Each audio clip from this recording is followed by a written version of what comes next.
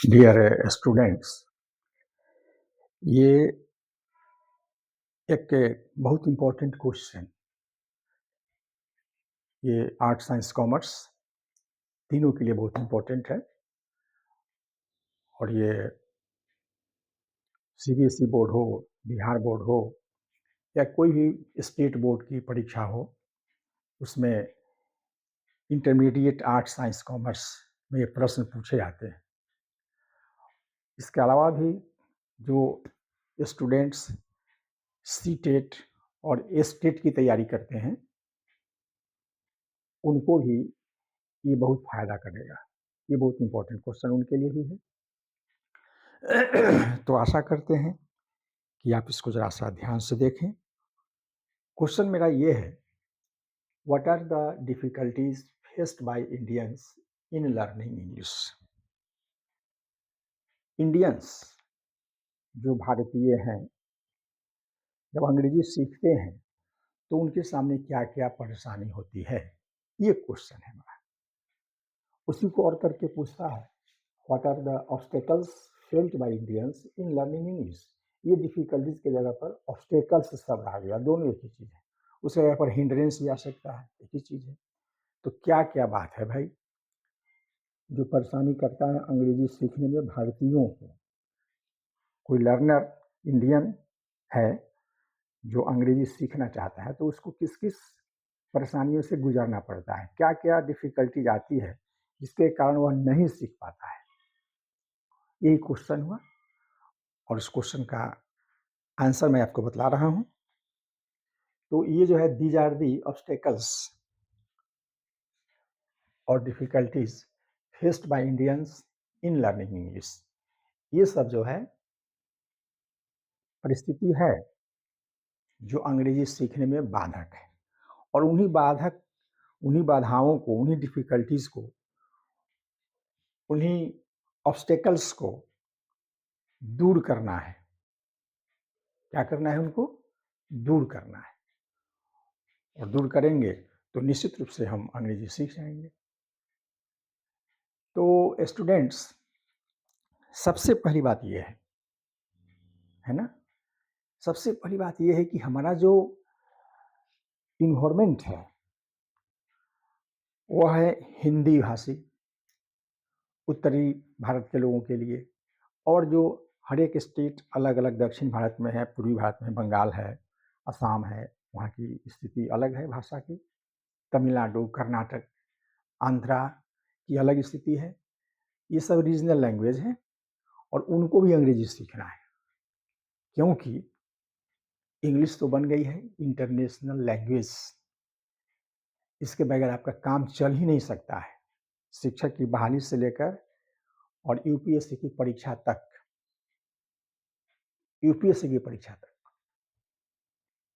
आप कुछ नहीं कर सकते हैं यदि अंग्रेजी आपको नहीं आती है।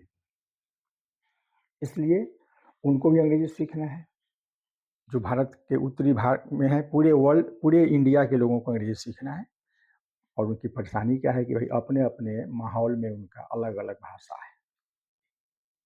हम नॉर्थ इंडिया की बात करें तो हिंदी, बिहार, राजस्थान, मध्य प्रदेश, ये दिल्ली, चंडीगढ़, हरियाणा, ये सब जो क्षेत्र हैं, यहाँ तो हिंदी भाषी है और यहाँ के विद्यार्थियों को अंग्रेजी सीखना है। तो इन्वायरमेंट में ऐसा नहीं मिलता है कि अंग्रेजी हम पैदा लिए तो अंग्रेजी के माहौल में पैदा लिए, ऐसी बात नहीं है। हमको क्या करना है भाई, उसको इंग्लिश में बोलना है। हमारे मन में जो बात आ रही है, हिंदी में जो बात आ रही है, उसको क्या करना है, इंग्लिश में बोलना है। तो सबसे पहली बात यह है, ग्रामर्स रूल। हर भाषा का,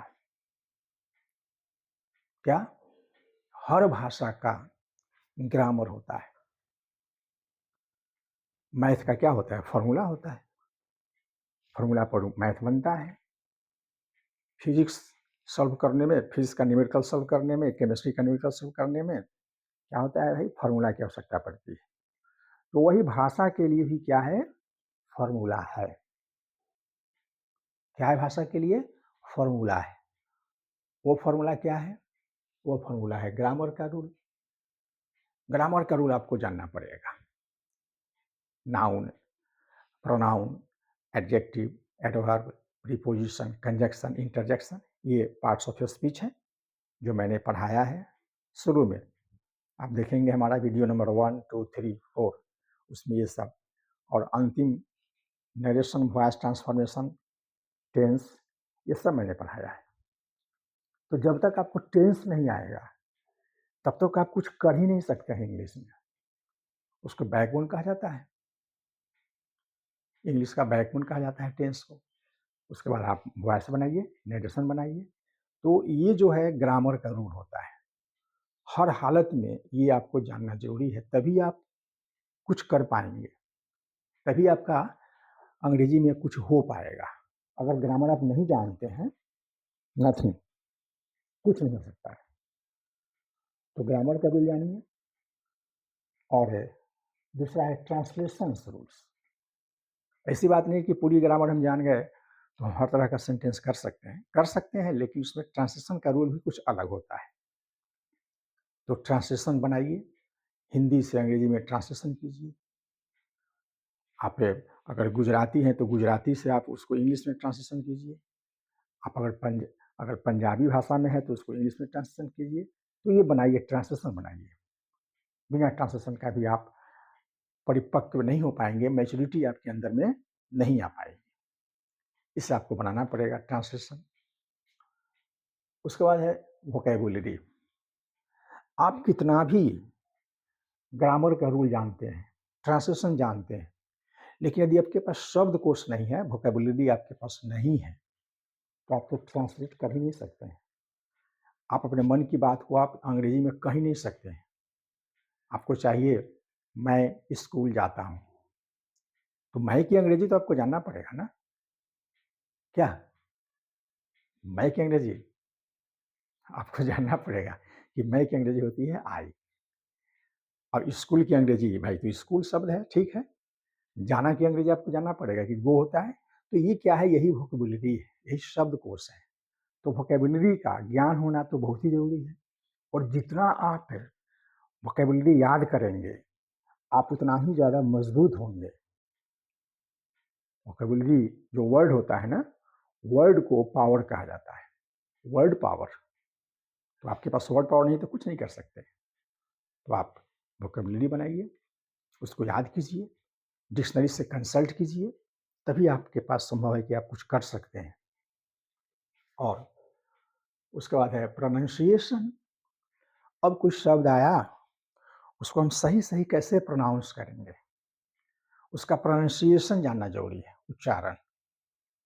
कहीं पर सी एच को च पढ़ा जाता है, कहीं सी एच को क पढ़ा जाता है। तो ये परेशानी है ना। तो प्रोनाउंसिएशन को जानना बहुत जरूरी है। किस वर्ड का क्या उच्चारण होगा, उसको कैसे, हाउ टू प्रोनाउंस इट, ये तो आपको जानना पड़ेगा। इसके लिए क्या करना पड़ेगा भाई, एक अच्छी डिक्शनरी होनी चाहिए आपके पास। एक डिक्शनरी होनी चाहिए। उस डिक्शनरी में आप देखेंगे तो आप भार्गव की डिक्शनरी नहीं लेंगे, आप ऑक्सफोर्ड की डिक्शनरी आती है, कैम्ब्रिज की डिक्शनरी आती है, और ये कॉलिंस की डिक्शनरी आती है। कॉलिंस की डिक्शनरी तो खैर, कॉलिंस की डिक्शनरी लिटरेचर के स्टूडेंट के लिए ज़्यादा जरूरी है। लेकिन आप एडवांस लर्नर अगर आप ले लेंगे ऑक्सफोर्ड की, तो उसमें सही सही प्रोनाउंसिएशन दिया रहता है हर वर्ड का, उसको क्या पढ़ेंगे। अंग्रेजों का जो प्रोनाउंसिएशन है वह कुछ अलग है अमेरिका के लोगों से। अमेरिका तो अपनी अलग पहचान बनाया है भाषा में, तो उनका प्रोनाउंसिएशन जो है सो थोड़ा सा डिफरेंट रहता है। इसकी चर्चा मैंने किया है। उसका जो स्पेलिंग होता है वह भी थोड़ा सा अलग होता है। और सिंपली ये कहें तो अमेरिका के लोगों ने क्या किया, इंग्लिश को ज़्यादा आसान बनाया। क्या बनाया, ज़्यादा आसान बनाया। कौन, अमेरिका के लोगों ने। उसको मैं भी अप्रिशिएट करता हूँ कि उनकी अंग्रेजी हल्की है। ग्रामर का जो रूल है उसको भी उसने आसान किया। तो ये जो है एक डिक्शनरी होना चाहिए। उस डिक्शनरी में हर वर्ड को आप देखें कि क्या लिखा हुआ है। वर्ड है, उसका बगल में लिखा रहता है, उसका उच्चारण लिखा रहता है, फोनेटिक्स की भाषा में रहता है। तो फोनेटिक्स भी जानना ज़रूरी होता है, जो फोनेटिक्स आगे चल कर के मैं आपको बतलाऊँगा कि फोनेटिक्स क्या होता है, साउंड जो प्रोड्यूस होता है, उसको कैसे लिखा जाता है। यह बहुत हल्का चीज़ है। मैं प्रयास करूँगा कि ये स्टोरी ऑफ इंग्लिश समाप्त हो तो मैं इसको फोनेटिक्स में आपको कुछ सिखला दूँ। तो ये मेरा हुआ कि भाई आप उसको सही प्रोनाउंस करें, प्रोनाउंसिएशन सही करें, उच्चारण सही करें। ये भी जो है सो आपका अंग्रेजी को अच्छा करेगा, है ना? अब आप सही उच्चारण करेंगे तो आपके माहौल में लोग आपको हँसी मज़ाक उड़ाएँगे, उससे नहीं डरना है ना? तो आप बेहिचक बोलें। उसके बाद आता है एनवायरनमेंट। एनवायरनमेंट भी बहुत ज़रूरी है। क्या? आप घर में रहते हैं, घर में हैं, हिंदी का माहौल है, लेकिन वही यदि कल्पना कीजिए, वही माहौल यदि आपके घर में इंग्लिश का हो, हर आदमी उठे, good morning, good afternoon, good evening, good night, lunch, breakfast, a cup of tea, a glass of water, go there, come here, bring it। ऐसा माहौल यदि आपके घर में हो, यदि आप घर से बाहर निकले तो बाहर में मिले, आप जहाँ पढ़ाई करने जा रहे हैं वहाँ मिले, क्या होगा? निश्चित रूप से आपकी अंग्रेजी अच्छी होगी, अच्छी होगी अंग्रेजी आपकी। लेकिन सवाल ये है कि भाई अब ये कैसे होगा? हमारे घर में, हम जहाँ चले वहाँ पर ये संभव तो नहीं है। तो वैसा प्रयास करेंगे भाई हम कि वैसे जगह पर जाएँ जहाँ पे अंग्रेजी में बातचीत हो। हम अपने फ्रेंड सर्कल में बैठेंगे, फील्ड में बैठेंगे, कहीं किसी के रूम में बैठेंगे, वहाँ पर हम लोग क्या करेंगे? टॉक करेंगे, कन्वर्सेशन करेंगे। तो practice makes the man perfect, है ना? Practice makes the man perfect. आदमी को प्रैक्टिस जो है आगे बढ़ाता है। करत करत अभ्यास के जरमति होत सुजान। उसी की अंग्रेजी है practice makes the man perfect. तो आप प्रैक्टिस कीजिए, लोगों के साथ फ्रेंड सर्कल में बैठ करके कीजिए। तो एक ये इन्वायरमेंट हो गया और दूसरा क्या है? हेजिटेशन, मतलब हिचक होती है। हम जानते हैं, हम जान रहे हैं कि ये बात होगा, इसकी अंग्रेजी ये होगी, लेकिन हम कैसे बोले भाई हमको शर्म आती है। व्हाट विल द पीपल से मी? लोग मुझको क्या कहेंगे कि अंग्रेजी बोलता है, और जानते हुए भी हम जान रहे हैं, लेकिन झिझक है। हम बोले कहीं गलती बोला जाए, बगल वाले सुनेंगे तो कहेंगे जे ये स्विंग नेचर का है, अंग्रेजी बोल रहा है।